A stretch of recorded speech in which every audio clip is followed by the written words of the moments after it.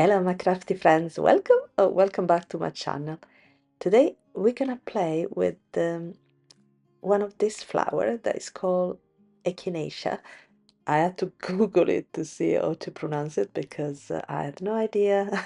But anyway, it's a very pretty flowers, and it's from the Summer Solstice Garden Collection from Spellbinders.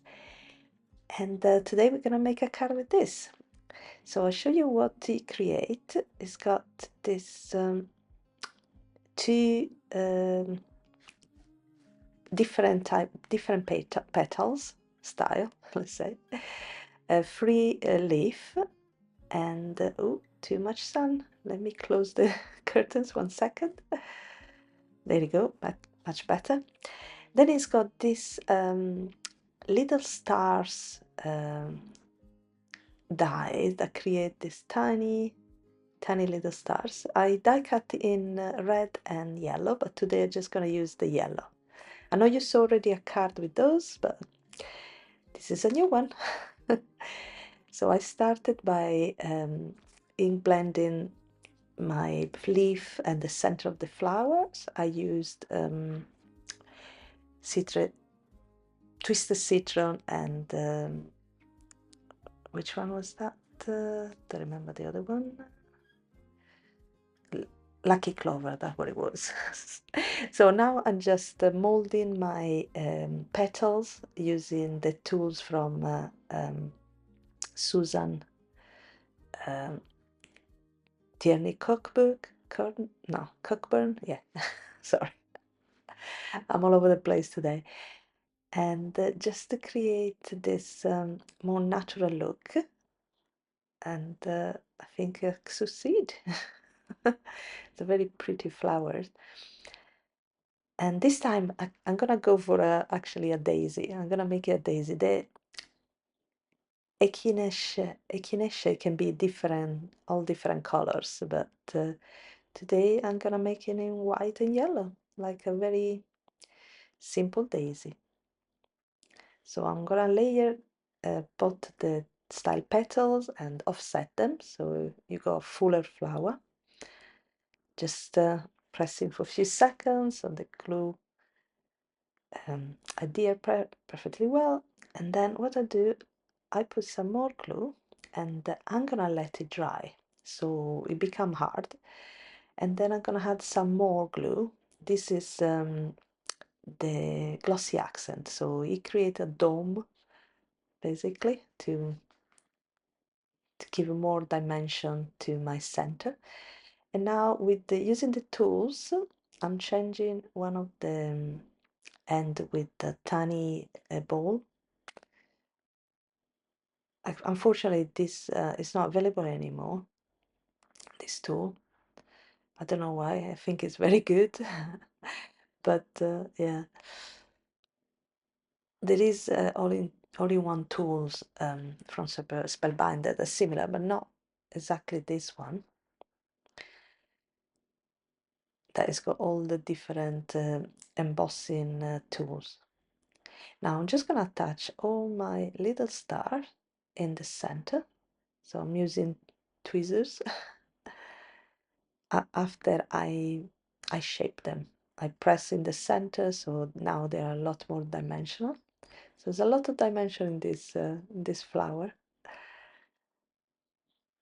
There you go. And I think I got the right number as well. I want to keep, I want the green that I ink blend to be visible. So I'm just gonna put them in the center. I'm gonna do the rest with the rest of the flowers. But before I do that, I'm just gonna add some fake pollen. This one is edible pollen. So I don't know if it's the right things to put. I don't know. I'm not suggesting you to use it, but it gives a nice velvety effect. So where the glue is still fresh, it's just gonna attach there and cover the. There you go. I think hopefully you can see it. Let me see if I go closer to remember. but it just gives a nice little effect. I'm just gonna remove the excess from the petal, because as I said, I want the green to be seen, because on the daisy you can see the green. And there you go. And my first flower, I'm gonna use just one flower today actually. Now I'm just gonna mold I'm gonna shape my leaf. And this one I didn't do the strange, I didn't do the second, I mean the back. Usually I color both back and front,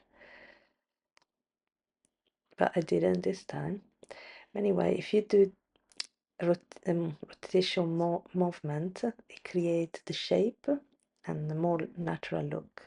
So I'm gonna do that with the rest of my leaf, and I'm gonna build my card.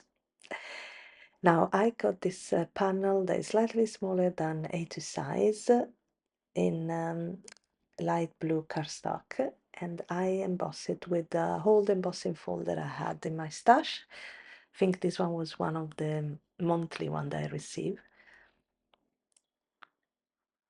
And that's it. I'm just gonna glue down the stem, cut off the excess.